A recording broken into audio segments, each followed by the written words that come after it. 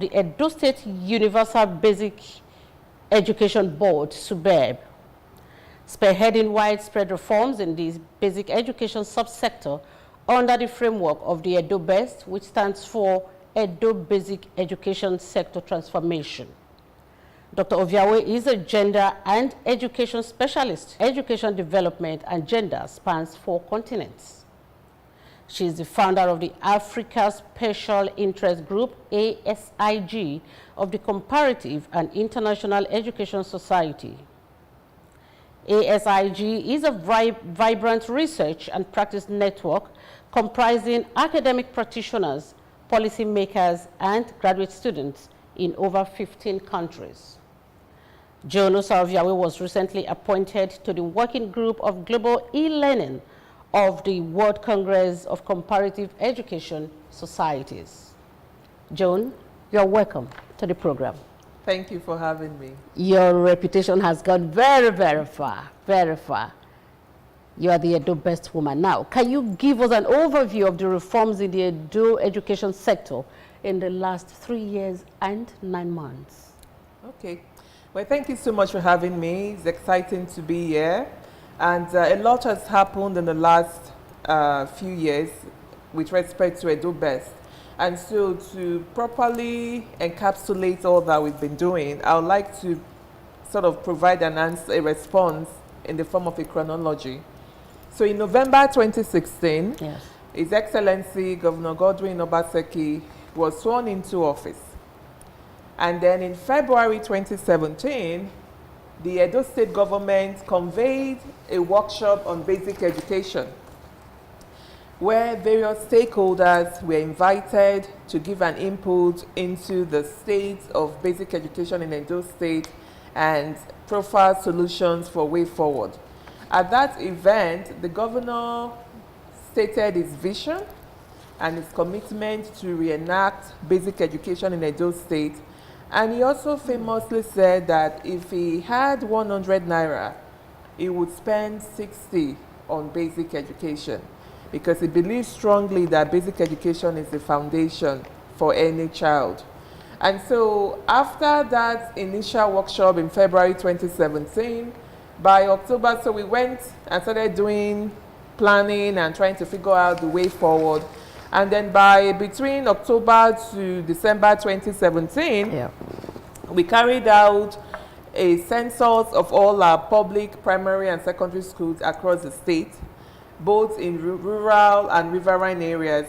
That census exercise brought forth a lot of things. We discovered a lot of anomalies. We discovered teachers who had been posted into remote communities who were not going to school. In one community, in a few of the communities, school had literally stopped for over a year. Why? Because the teachers were not going to school in there.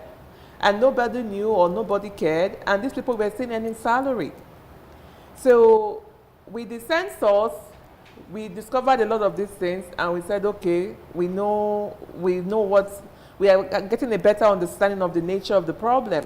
And the governor had also said at the time that he was not going to move forward without accurate data. He wants to make his decisions on how to reform basic education with data. So that was 2017. And then in February 2018, we conducted a diagnostics of our pupils. We did a random selection of schools, both in the three senatorial districts, both urban, semi-urban, and rural, to test the pupils on literacy and numeracy. The results of that diagnostic was very revealing. We find that quite a number of our pupils were below grade level. In some cases, a child in primary 4 was below the level of primary 3. Of primary 1, excuse me. And because of the volume of the number of children involved, we couldn't just say, okay, we are going to come in now and demote all of them. Okay. How do you even tell a parent that a child in primary 4, you want to demote them to primary 1 because you want to help them catch up? So that was an additional problem that we needed to solve. And then starting from March 2019, we put out a call to teachers and said, okay, if you're interested in being a part of the Edo Best training, yeah, please sign up. We made it voluntary because initially there was a lot of skepticism, a lot of unfounded fears. People were not sure what the government was trying to do, and they were worried that they were going to be victimized. Or and probably so they will lose their jobs. Exactly. So we just made it open if you are interested, and they signed up. And so April 2019, we trained the first set of Edo-based teachers. About 2,000, over 2,000 applied. And at the end of the training, 1,500 were adjudged to be ready to go into the classrooms. And so that began the first phase of Edo-Best. And on April 19th, 2018, he formally launched Edo-Best. Edo-Best... 2018 or 2019? 2018. Okay. April 19th, 2018. So Edo-Best has 5 pillars. The first pillar is about the management of the system. Yeah. The system that manages basic education. Yeah. And this predominantly has to do with the non-teaching staff. Yeah. So when the governor came in 2016, one of the first things he did was to say, okay, everybody in SUBEB needed to be deployed elsewhere so that it can start afresh. Then the other part of Pillar 1 is about capacity development, Yeah. introduction of technology, Yeah. and so on and so forth. In Pillar 2, the focus is on teacher professional development and quality assurance. We discovered that His Excellency would often say that when the experience he had from observing another kind of education reform was that it's not enough to just focus on infrastructure. If you have a 5-star infrastructure and your teachers are not properly trained or they are not motivated, learning will not take place. And so teacher professional development is Pillar 2. Quality assurance has to do with the inspectorate division of what we do. You know, in the olden days, there were school inspectors that would come around and look at the facility, look at the teacher, go through the lesson notes of the teachers, figure out if learning was taking place. Yeah. And over the years, all of that had sort of gone down the drain. And so there was a need to redo that.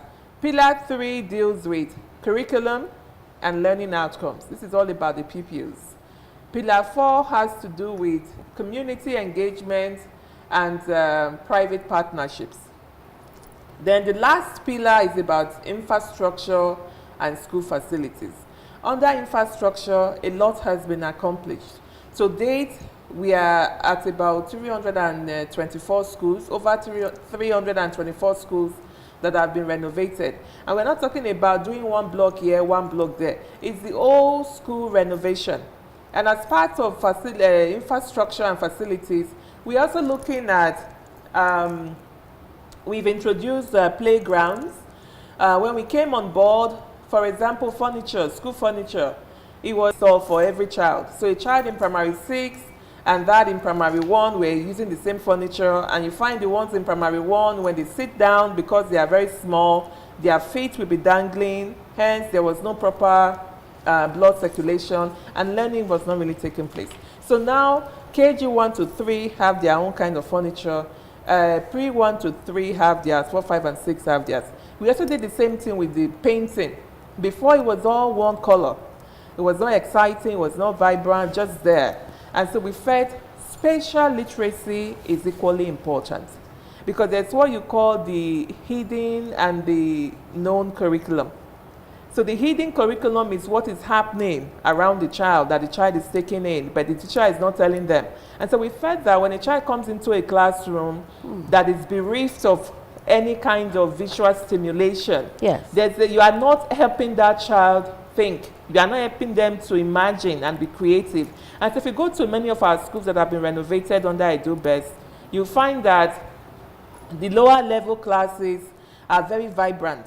All kinds of drawings on the wall. And of course, in the last 2 years of Edo-Best, over 7 million textbooks and instructional materials to our schools. Free of charge? Yes, free of charge.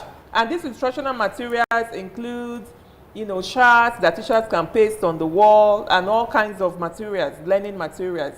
And so for pupils, for instance, one of the things we are doing in Edo-Best is how to teach critical thinking. So in 2019, okay, let me go back to my chronology, pardon me. So EdoBest was launched in April, and April 25th, we began with the first 200 or 300 schools that were pilots. The initial pilot of EdoBest in April 2018 was April to July 2018, was from primary 1 to primary 3.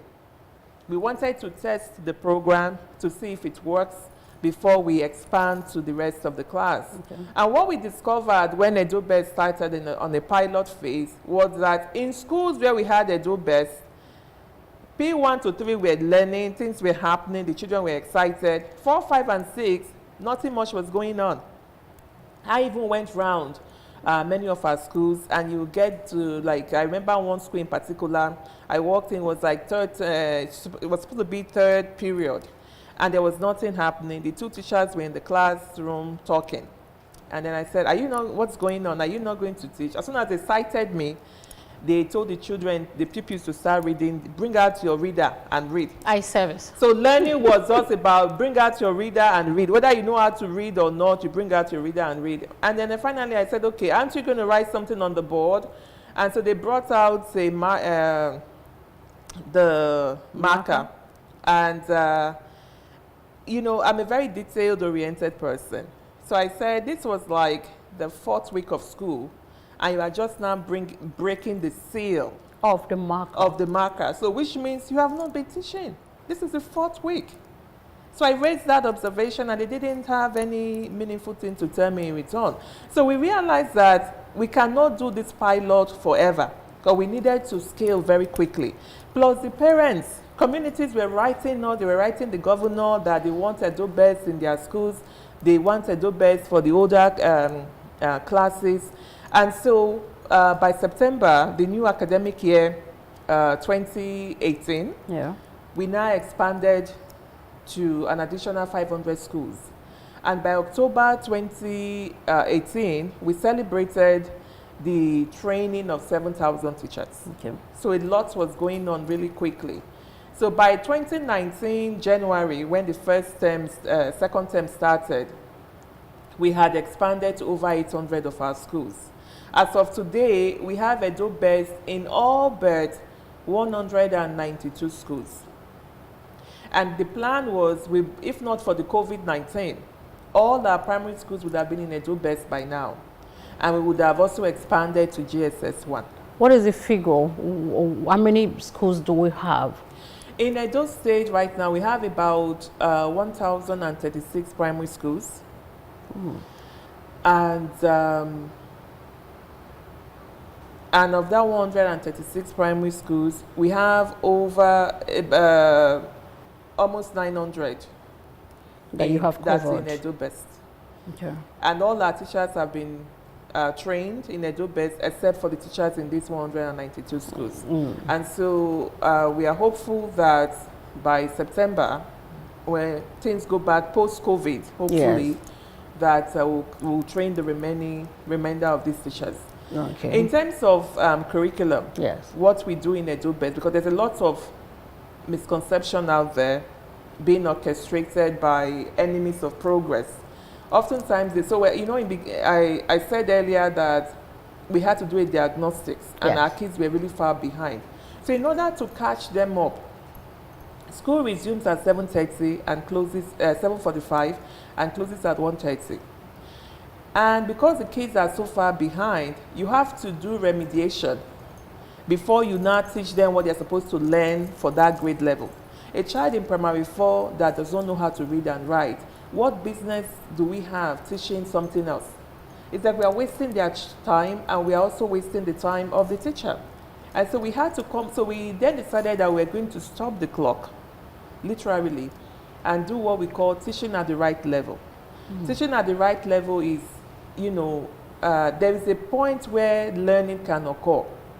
And that point is when you are teaching the learner at the level where they understand, that they have confidence and they are able to absorb the learning.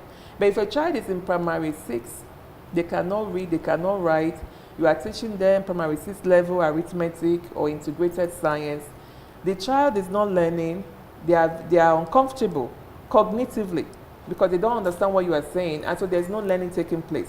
So we're teaching at the right level. We decided to focus on 4 critical areas: literacy, numeracy, writing, and critical thinking. How do we teach critical thinking now in our schools? The typical reading comprehension exercise would be something like Joy is going to the market. On the way she met John. Question: where is Joy going to? And the pupil will answer to the market. Yeah. But in Edo Best, we try as much as possible to even use indigenous names. So where possible, we customize the content of the textbooks. So we say, Omozele is going to the market. On the way, she ran into Imokwede. Okay. And then the question is, why is Omozele going to the market? So the reading exercise did not state why she was going to the market, Exactly. just that she was going to the market. So as a pupil, you are now forced to think. So if you have 20, 30, 40 children in a classroom, you are literally going to get a wide variety of responses of why she is going to the market. So that's what we do in Edo Best. And then we also do things where we connect the reading of the day. So if the comprehension exercise is about civic responsibility in English, in social studies, that day the topic would also be related to civic responsibility. So something like, Mr.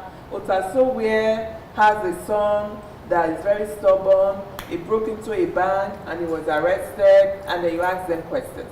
So we try to do cross-curricular teaching so that the children are really absorbing. So we don't encourage rote memorization, because that's one of the problems of our education system. Okay. In the workplace, for instance, a lot of employers will even tell you, some have said, and I've also had similar experience, that some of the staff who tend not to do very well are those who came in with a first class or second class upper, because quite a number of them have textbook knowledge. So when it comes to using initiative, thinking outside the box, or human relations, then they tend to struggle, because our education system is about reading the textbook and regurgitating. We never ask the why. Yeah. So this is what we do in terms of curriculum. In terms of other things that we are doing for the pupils, when we came in, there were no records. A child, it was like our school system was like a Bermuda Triangle of sorts. The children come in and they graduate, nobody knows. You get that certificate at the end, and that certificate, everybody is 12 years old, whether you are actually 14 or 16. Okay, it's all right. Well, we are speaking with Dr. Joan Osa-Oviawe, the Edo Best woman. When we come back, we are going to be talking about how Edo Best is being funded. Stay with us.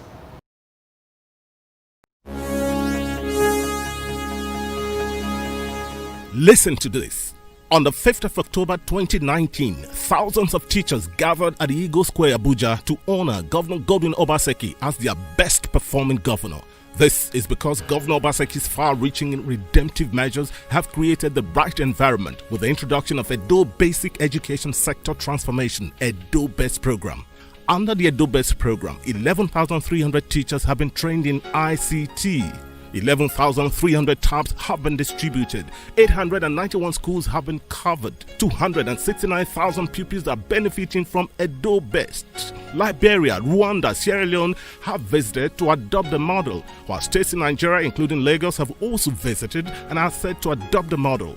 Pupils learn 3 times more of what they used to learn. Edo teachers are the 3rd group of workers in the world to work with Facebook Workspace. 1,200,000 instructional materials have been distributed, and there is community ownership of schools. Governor Obaseki is changing the people's socio-economic destinies with robust basic education in Edo State.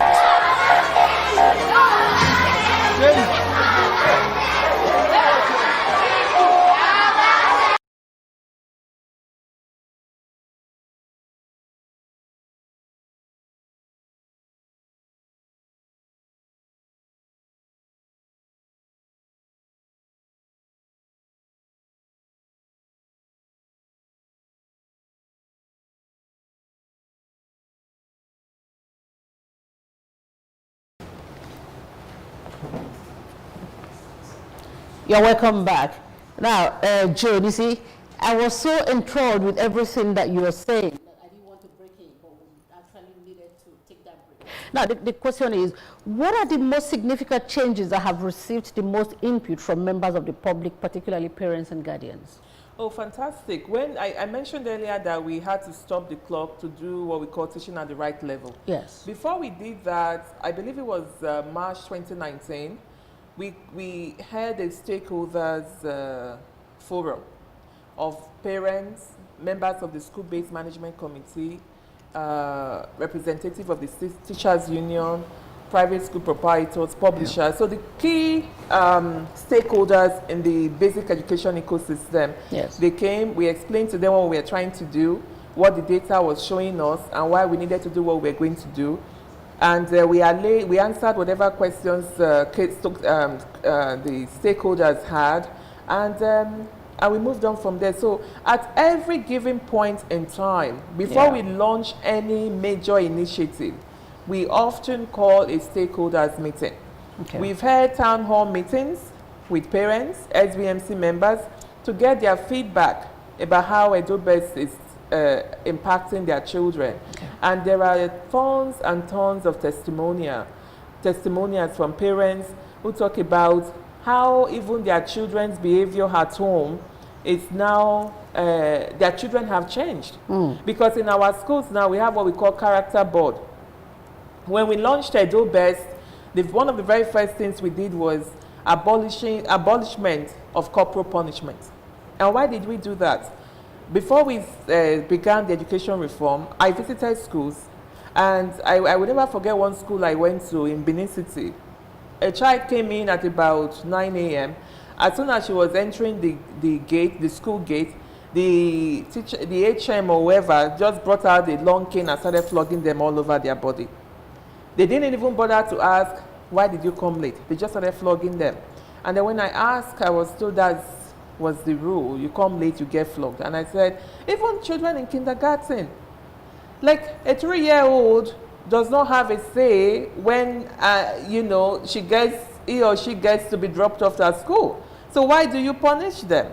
So we had to educate our teachers, and they saw reason with us that at that level, you shouldn't be flogging them.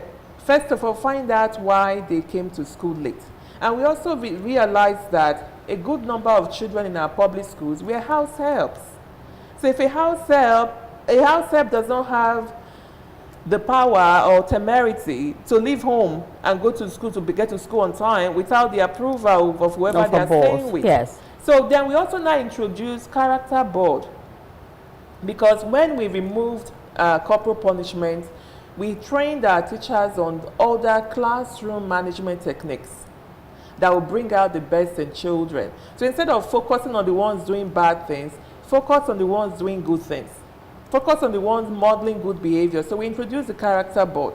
Character board, now every child comes to school early on their own. They are struggling to come to school early because they want their name on the character board.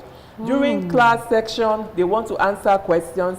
The other thing was, if a child did not get a question right, don't call them names. Don't say, you fool, you dundee. No. Tell them incorrect. Who can help? And then somebody else will answer, correct. And then we introduce the phrase that we use now, good job you. You know, many of us use it at home now. Good job you. Good job me. So when a child does something well in class, say, good job you, good job me. And then also we introduce what we call energizers, songs, cheers. So we noticed that typically for children, after coming into class, after recess or break or long break, they come in, they're a little bit more sluggish because they've been playing, they are maybe tired and whatever. At that point, the teacher will launch into an energizer. So you would say, everybody stand up. You know, at my signal, shake, shake the mango tree, man. So there are different songs like that to wake them up, to get them to reset the clock for them. And then when a child does well, they do the cheers. Like, okay, everybody at my signal, let's give John the best chair. And everybody will stand up, John will sit down, and they'll say, you are BEST, put you to test, you are the best. So every child wants to be acknowledged and recognized. That's the best. Even when we have open day, it was part of the things we introduced under SUBEB.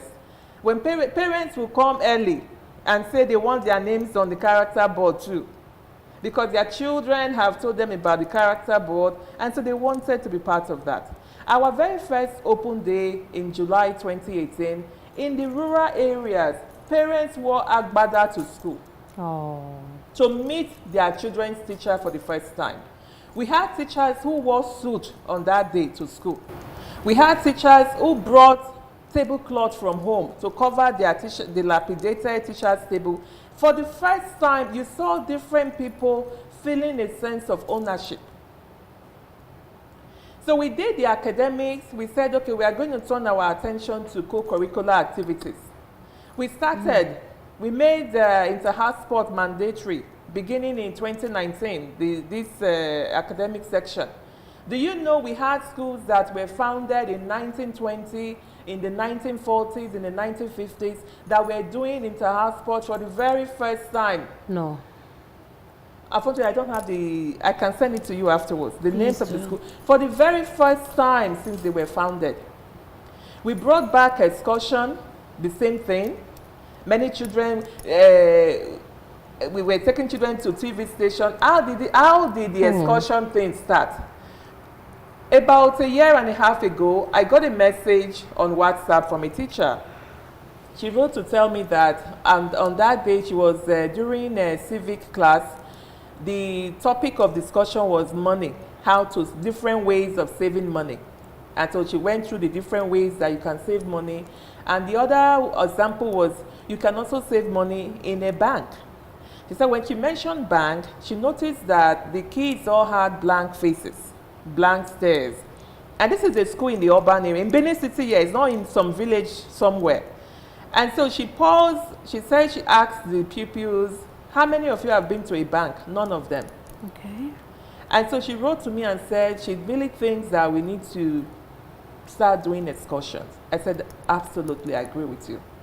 And so we started. You know, schools have taken their kids to police station, to the hospital, to TV station. And of course, COVID-19 happened. Have they been to the bank? Yes. Good. Oh, and they are going to go to more places, universities, even the government house, everywhere. Like, these are children that should be treated for who they are. They are very important. So we had, again, COVID-19 came in this year, and we had to abruptly end the term March 22nd. When we did that, we came up with SUBEB at home, the online learning alternative to offline schooling. Now, let's talk about the recruitment of teachers. How was it done in the last 3.5 years? So that's one thing that people, naysayers and critics want to harp on, that this administration has not hired teachers, so on and so forth. So all the talk about commitment to education is a farce, I want to say that in the last, SUBEB, like I mentioned, has been around 2 years now, just a little over 2 years. We were 2 years on April 19th this year. Okay. And so in that period, a lot has happened. In fact, I just gave you a scratch, a surface level of what we've done. A lot has happened. First, before you start hiring teachers, you need to even know how many teachers you are paying. How many are in your payroll? I mean, this seems so straightforward, but I can tell you it's not straightforward. Every day you find people, oh, somebody has not been teaching for over 2 years, but they are still on payroll. What about, the claims that communities were not, employing auxiliary teachers to augment the shortage in some schools? Communities have always employed community teachers, even before Governor Obaseki came around. Okay.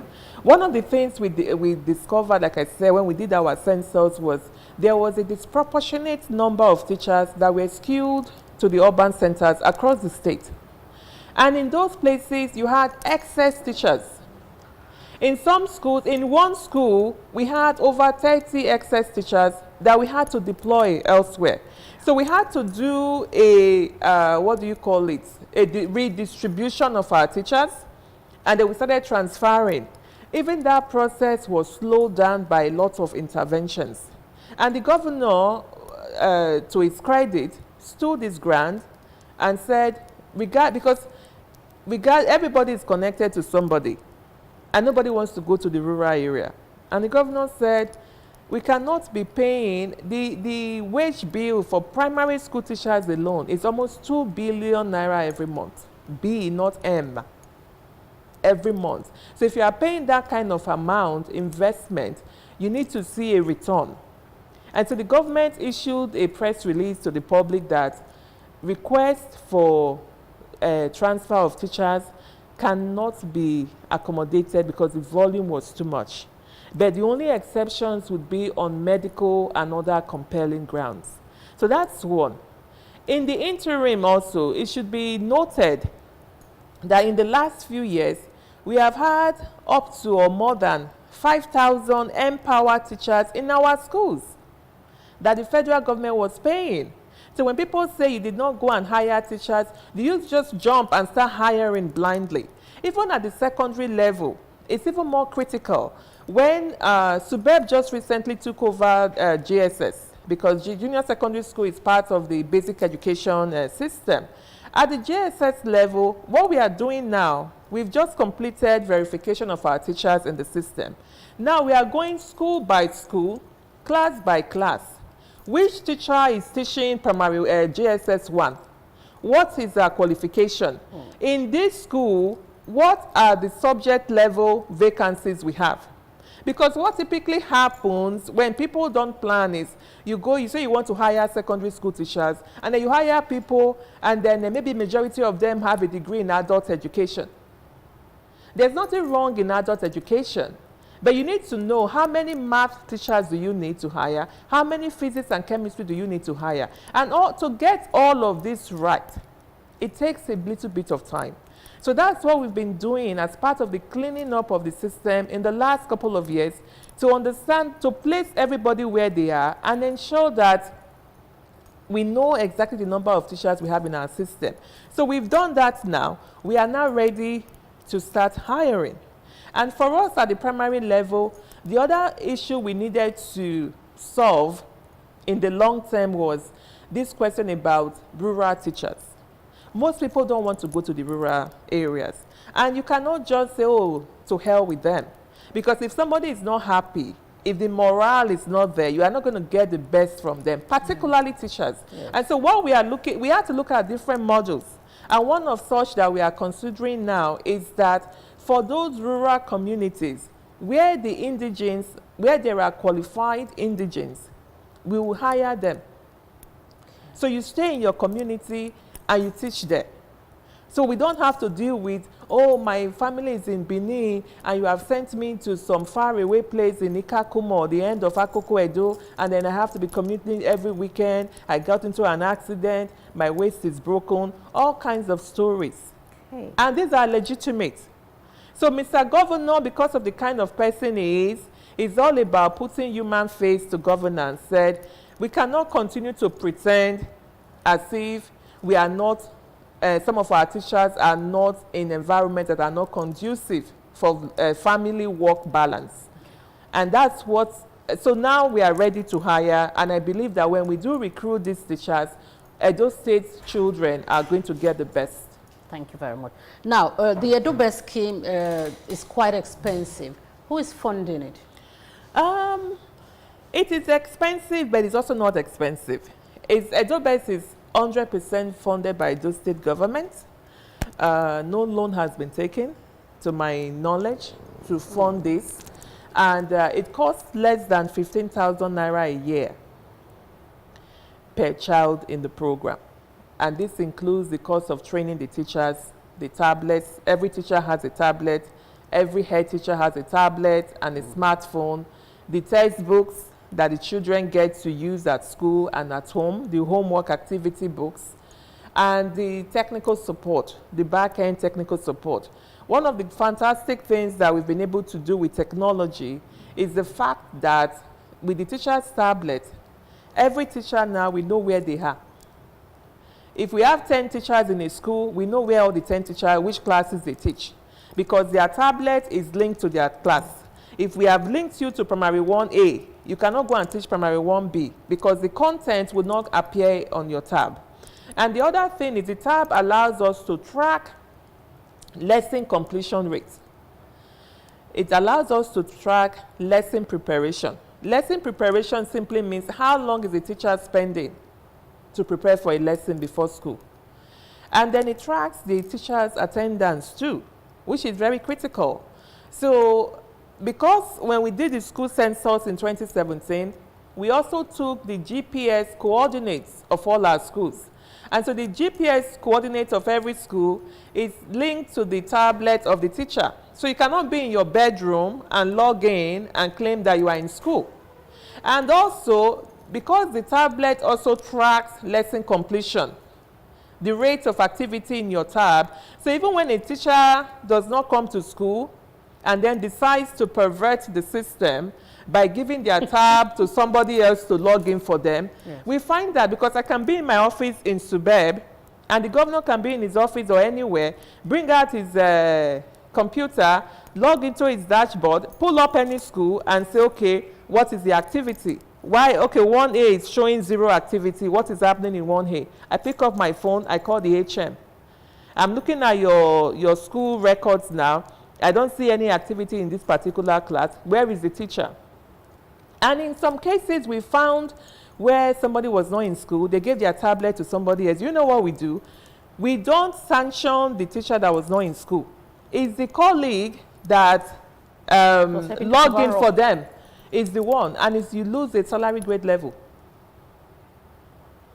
Come again? The teacher would lose a salary grade level. So you drop down 1 grade level. So assuming you were grade 12, you come down to grade 10. For covering up for somebody. For covering up for somebody. Because this is how the system got broken in the first place. Aiding and abetting the wrong thing. So part of what we've done also is strengthen our accountability system. Everybody is held accountable. There is no sacred cows, including myself. Everybody is held accountable. So we've strengthened we are strengthening because we are not there yet. We are still a work in progress. We are strengthening our accountability. We are also strengthening our reward system. In 2019, the governor gave a brand new house to the best head teacher of this state. A brand new house. The government has sponsored several teachers abroad to the US, to the UK. Even within the country, attending education conferences and presenting. You need to see our teachers out there. They are even better than private school teachers. The level of confidence, because one of the things that the governor is trying to accomplish through EdoBest is to professionalize the teaching profession.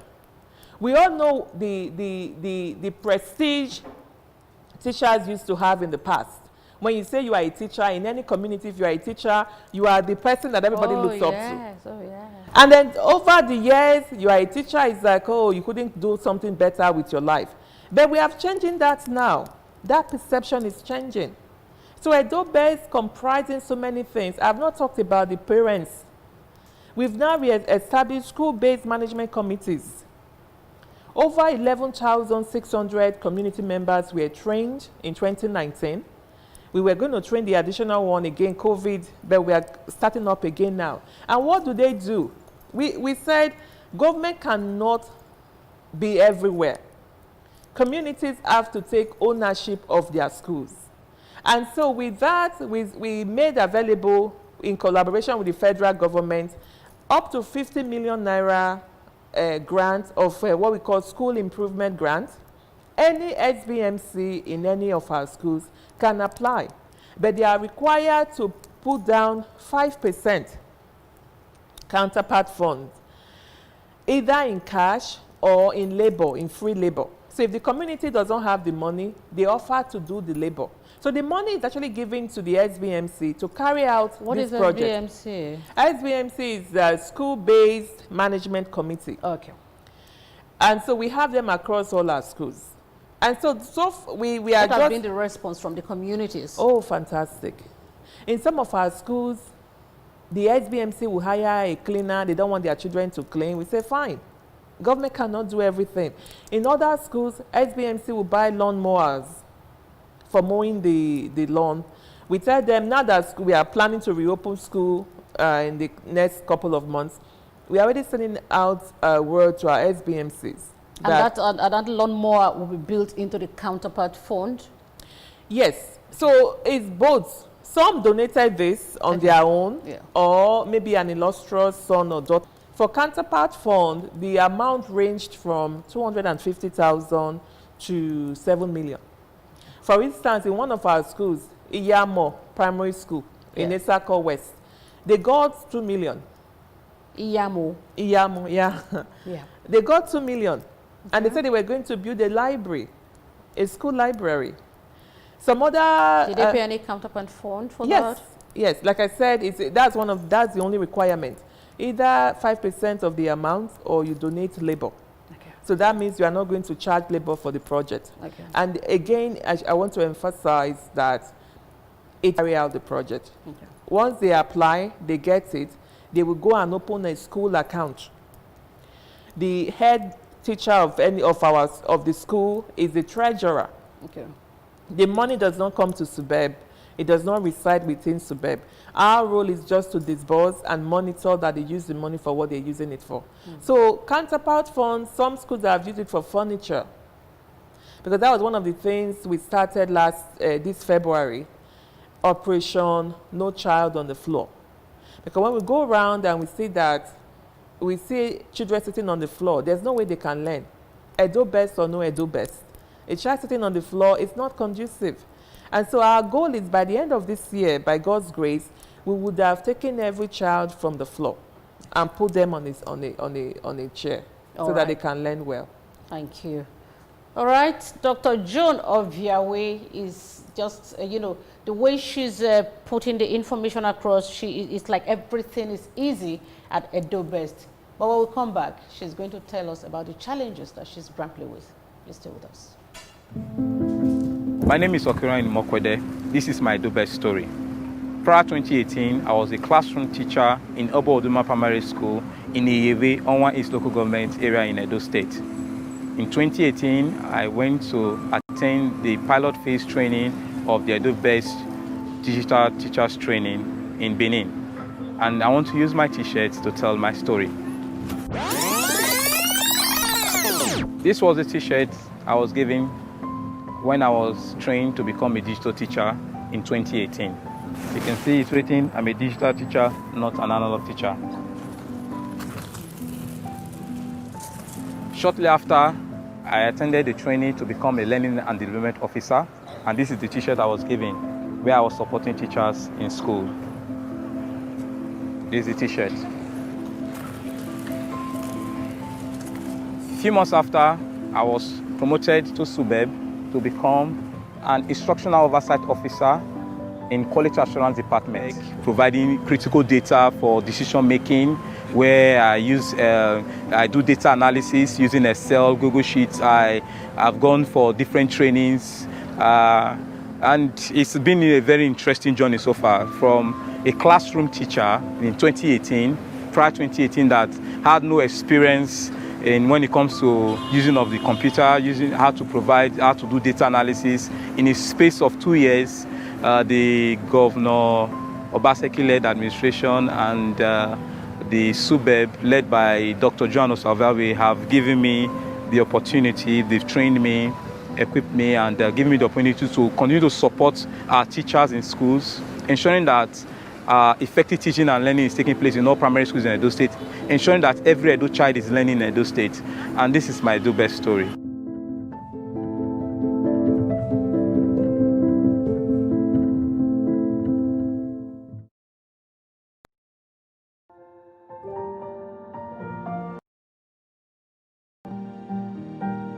I joined this school 2000, and ever since I joined the school by people as a dead school because of how it looks. But I have this great hope that one day, the school Government Science and Technical College, Benin City, is going to be a great place for learning for technical students that will help me stand side by side with any other students in the world. Though my parents are dead, my mom and my dad, but I have my sisters who are taking good care of me. They are sponsoring my bills in school. I'm happy now. That vision which I had before has come to reality, and we give God all the glory.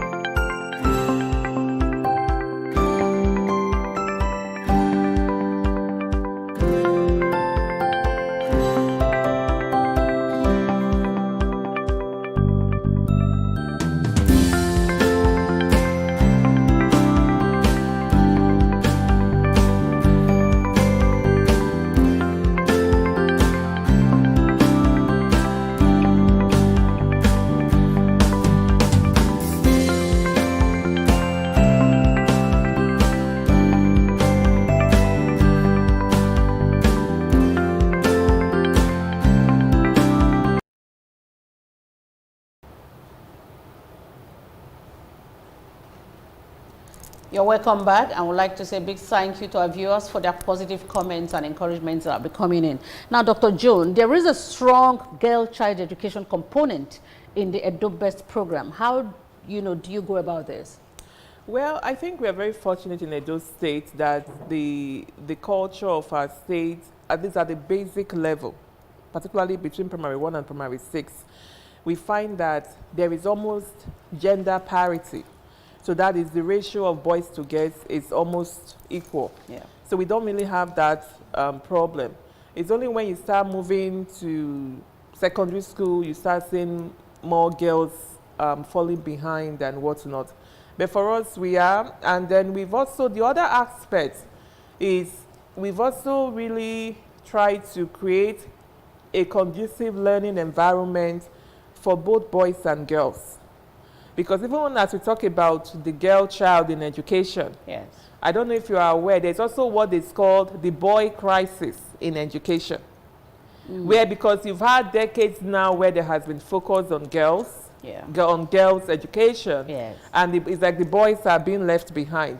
So for us, we want to carry everybody along, both boys and girls. What is most important for us is to create an environment where every child can comfortably express themselves in the classroom. Okay. Now, what are the challenges that you are grappling with? The challenges are enormous. I will not sugarcoat it. What has helped us so far is His Excellency Governor Obaseki. The political will is hard to say, I'm going to do this, and there's not going to be any it's the same rule for everybody. Because one of the things I found out, which was quite surprising to me, is that everybody knows a teacher. Everybody is related to a teacher one way or the other.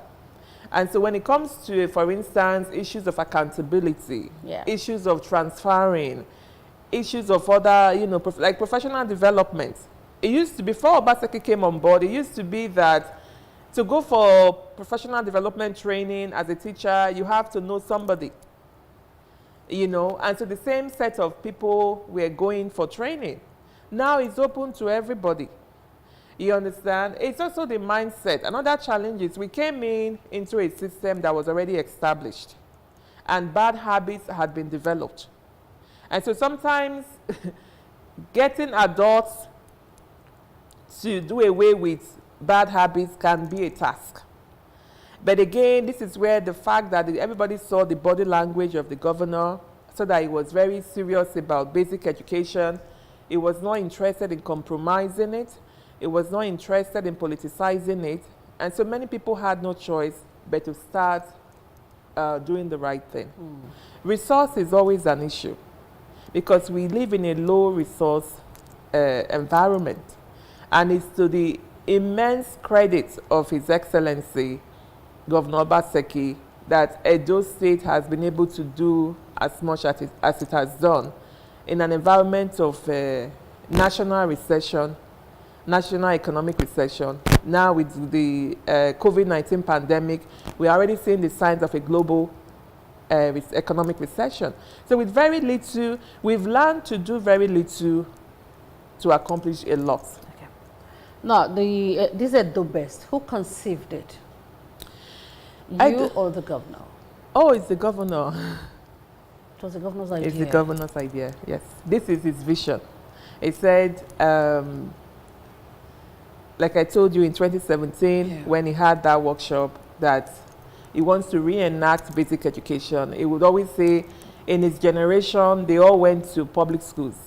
Whether you were from an affluent home or you were from a struggling home, everybody went to the same public schools. And that made a difference. And so the idea of Edo Best is that the governor wanted to bring back the glory of education. Edo State was, as always, historically, be at the epicenter of quality education in Nigeria. From when we were a Midwest region to Midwest state to so, yeah. Okay, now there's been an exodus from private to public schools. Yes. How did it come about? It's amazing. Well, even parents, it's like what we are doing in public schools now are some of the things they are doing in private schools. So why, and it's free. So for parents, for many parents, there are several testimonials from parents who say, you know, there was one woman in particular, she said her daughter was in a private school, she couldn't read, and then eventually out of frustration, she even got a tutor for the child, and she still could not read, and eventually she just said she's going to dump her in a public school and forget about it. And fortunately for the mom and the child, it happened to have been one of our Edo Best schools. And she said she was shocked that within 8 weeks, her daughter in primary 1 was starting to read. So our goal is that every child from primary 1 up should be able to read. And by the time you're in primary 6, you should be a fantastic writer. You should be able to compose a fantastic essay. So that's the goal. We are using the Nigerian National Curriculum as our basic minimum. So our target is global. The best schools. Finland, we had a delegation from Finland. Finland of all places. The whole world wants to go to Finland to learn. Finland came to see what we are doing in Edo State with Edo Best. Rwanda came.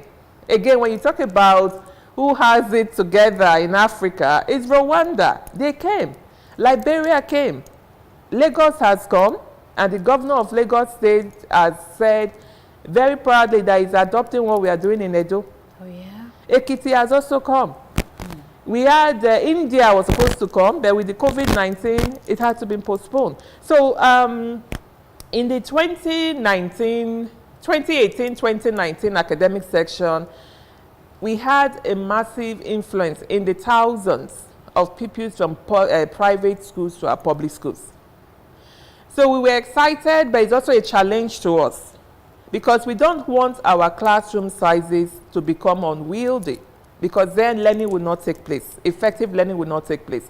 So we are now also, as part of our ongoing improvement work, we are now also planning to retrain all our head teachers again on school management, to let them know that every school has there are some of our primary schools where the population is over 2,500 children. So we are now going to be holding our HMs accountable to say, look, when you have reached your max, don't admit new pupils. Because I went to a school and I saw children sitting on the floor, and I was like, but we just brought furniture. So what happened? And then I was now told that, oh, they have 100 or 200 new pupils. I said, why did you admit them? Oh, but the community said, I said, you should have let us know. So there's still a lot that we have to do in terms of training, in terms of systemization, to say, okay, what is the communication point between SUBEB and our schools, and then from them to us. Because people were so used to, for the longest time, it was really a jungle out there. Like the governor used to say, SUBEB was more or less, when he came into office, SUBEB was more or less like a transaction place. You come in, you do the contracts for renovation and building of schools, and that was it. But that is one thing we are doing now. In fact, a lot of my time and energy is spent less on contracts and more on the academic side of things. Okay. Now, you said you have a way of monitoring your teachers wherever they are. Do you also monitor the assignments that they give to their pupils? Why? Because most of their counterparts in private schools, parents complain that that their children are saddled with too much assignments. Some of these assignments, some parents say they can't even attempt it. Yes. That's a great question. Yes. Right now, we are not, the way we monitor the assignments they give is through the continuous assessment of pupils. Okay. And say, okay, for instance, one of the things that teachers had to do, even during the COVID-19 partial lockdown, was those who had not entered in the scores of their pupils for all the assignments had to do that. Okay. But certainly, in fact, one of the things I was mentioning earlier, that we now have EduBest at Home, where we try to teach online. One of the outcome of that is that even when school resumes fully offline, we plan to keep EduBest at Home. Okay. Because we found that it's actually very useful, and it's a way for us to continue to offer remedial learning opportunities to many pupils. So you go to school, you learn, you come home, the lessons are on the website, you access them through your parents' smartphone, and you continue to learn. So there's still a lot, we've done a lot, there's still a lot in our pipeline that we want to do. Okay, somebody, Kingsley Edosawa, is saying, because people were saying that there is no light in schools, how do you track simply the location on their tablet as a device that you are using because there's no light? That's a great question. Yes. So the device we are using is bespoke to our needs. First, we didn't get your typical tablet because we don't want a situation where, we wanted a situation where the tablet does not have second-hand value to minimize the opportunities for theft. So it's really tailored to what the teacher has to do, the content and what they do in school. And because all the information in the tablet is stored on cloud, so even for whatever reason the teacher misplaces that tablet or it malfunctions, all that content will not be lost. Secondly, the head teachers, like I said earlier, have have smartphones. And so the head teacher uses their smartphone to interface with the tablet of the teachers through Bluetooth technology. So with Bluetooth technology, we don't have to incur additional cost of data. So the only person that government provides data for is the head teacher.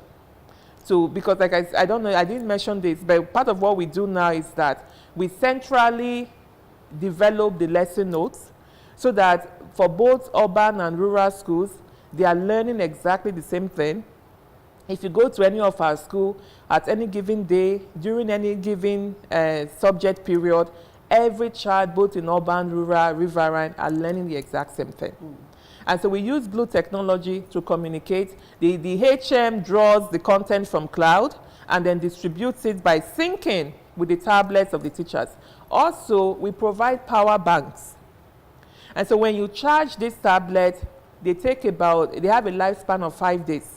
The battery lifespan. When it's fully charged? When it's fully charged, so that many teachers in the rural and remote communities tend to come to the cities or urban areas during the weekend. So when they come, wherever they are charging their own personal phone, they can also charge their teacher's tablet. Also, the governor had also last year kicked off an initiative to provide solar power to rural communities.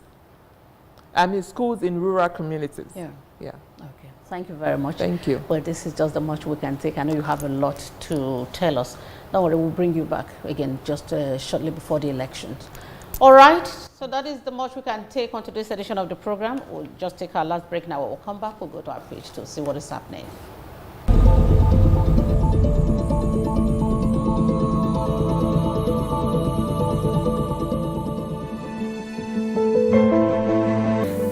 name is Eseosa Igaro. I am a pupil of Adeusua Primary School in Benin City. Anytime I'm going to school, I am full of excitement. I am excited because of the beauty of my school. Our classrooms are well furnished, and of course, our teachers teach us very well. Our teachers with new techniques and electronic devices have made learning very easy and fast. I cannot wait again tomorrow.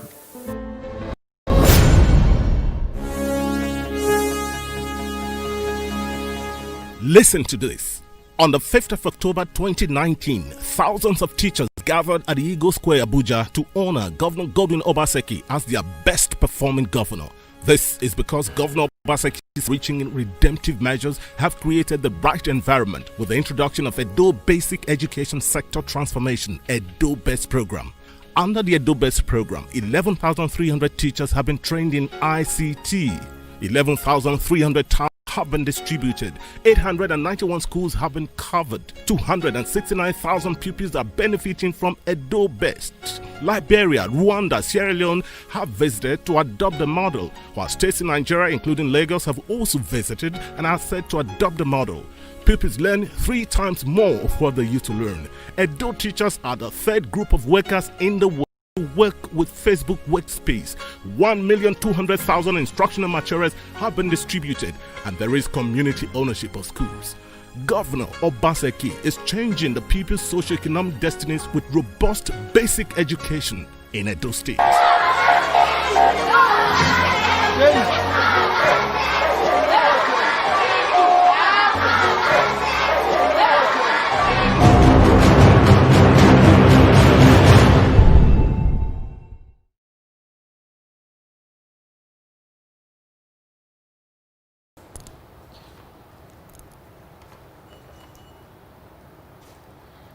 You're welcome back. So, Dr. Joan, we'll go to our page now to see if we have any questions or positive or negative comments.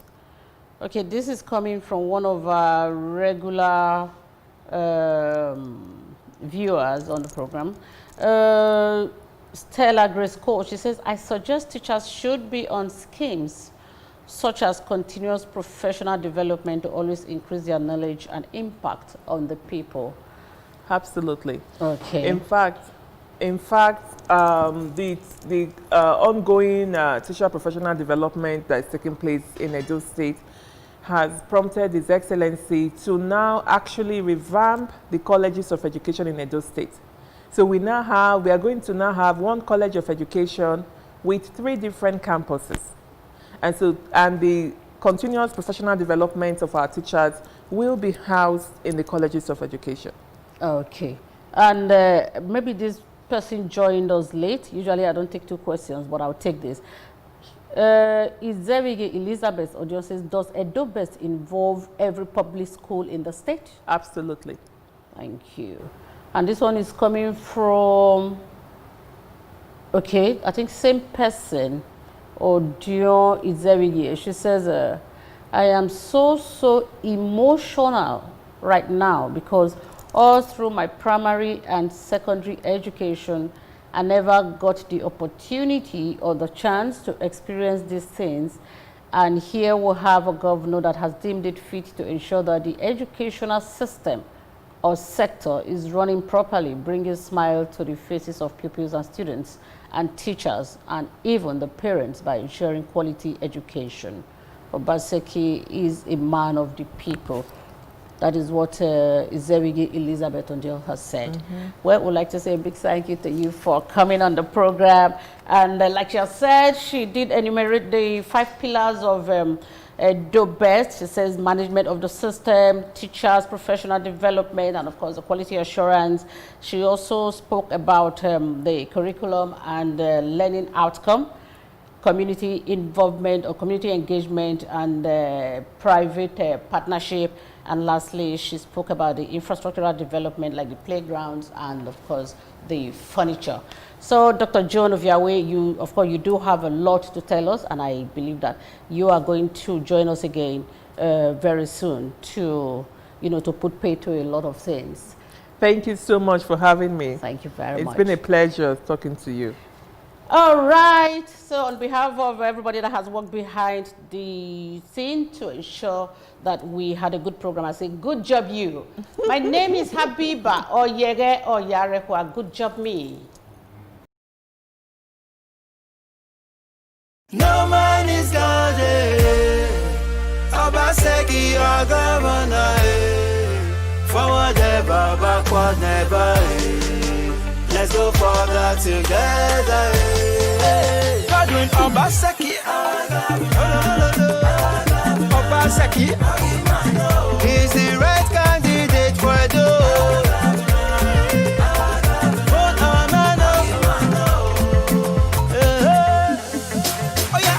Plus 4 equals to continuity. Oh, yes. Dogba, Obaseki, continue your work. You do Ogbe Stadium renovation, even we hit the best. Plenty achievement for your time, oh. Our life will done better, Obaseki Ashaibu, let them be the winning team. Godwin Obaseki,